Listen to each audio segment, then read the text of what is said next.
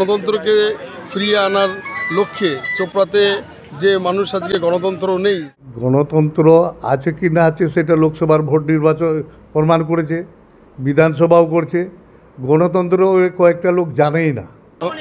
শূন্য আজকে যেখানে ভোট মানুষ দিতে পারবে না, শূন্যই নাকি মানুষের আজকাল মডেল। এই যে একটা অদ্ভুত কথা নেমে এসছে এমন একটা পরিস্থিতিতে যে মানুষের গণতান্ত্রিক অধিকার, ভোটাধিকার, মানুষের কথা বলার অধিকার, বেঁচে থাকার অধিকার, জমি রক্ষা করার অধিকার, বাগানে কাজ করার অধিকার, ফ্যাক্টরিকে বাঁচিয়ে রাখার অধিকার, বাগানকে বাঁচিয়ে রাখার অধিকার, সব কিছুই কিন্তু আজকে ধ্বংস হচ্ছে। সেখানে বলছে শূন্য নাকি ভালো, তারা একটা মডেল তৈরি করেছে। সে মানুষই আগামী দিন, মানুষই ইতিহাস রচনা করে, মানুষই সেটাকে জবাব দেবে। এটাই আজকের দিনে বলা যে কমরেড মনসুর আলম অমর রহে, মনসুর আলম লাল সালাম, আমরা তাকে ভুলিনি এবং যতদিন এই লড়াই সংগ্রাম থাকবে সাধারণ মানুষের স্বার্থে সে কিন্তু আজকে মৃত্যুবরণ করেছে। ভোটকে যাতে মানুষ ভোট দিতে পারে সেই অধিকার কিন্তু ধ্বংস হয়েছে। চোপড়ায় গণতন্ত্র আছে কি না আছে সেটা লোকসভার ভোট নির্বাচন প্রমাণ করেছে, বিধানসভাও করছে। গণতন্ত্র কয়েকটা লোক জানেই না। যারা গণতন্ত্র জানে, ভুল বুঝাবুঝিতে ছিল। শঙ্কর মালাকার একজন জেলা প্রেসিডেন্ট কংগ্রেসের, ওনারা সব দলবল নিয়ে জয়েন করে গেলেন। চোপড়ায় গণতন্ত্র নেই, যার থেকে ওরা ভোট পাচ্ছে 7,000 8,000।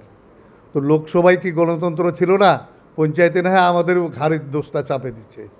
যে ছেলেটা মারা গেছে আমরাও দুঃখিত, স্মরণসভা করছে ভালো, আমরাও সমর্থন করছি যে ছেলেটা স্বর্গে যাক।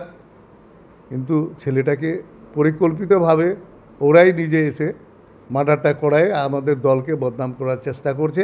নইলে 30 কিলোমিটার রাস্তা পায়ে হেঁটে নমিনেশন ফাইল করতে যাবে, এটা নাটক করে একটা চক্রান্ত করে ছেলেটাকে মার্ডার করায়ে আমাদের দলের উপরে চাপায়ে কিছু লোককে আমাদের আসামি দিয়েছে। আসামিরা আমাদের কিছু কিছু বেল হয়ে চলে এসছে। তো এটা যতই নাটক করুক, চোপড়ার জনগণ সব বুঝে গেছে, কারণ রাজনীতি কনসাস চোপড়ার জনগণ। কারণ সিপিএমের এটা ঘাঁটি ছিল, সিপিএমের দুর্গ ছিল, সেটা যখন চোপড়ার জনগণ শেষ করে দিয়েছে। এই কয়েকটা লিডার আছে বিধানসভা পর্যন্ত, ওদের দলের কাছ থেকে কিছু টাকা পয়সা পাবে 10-20 হাজার করে।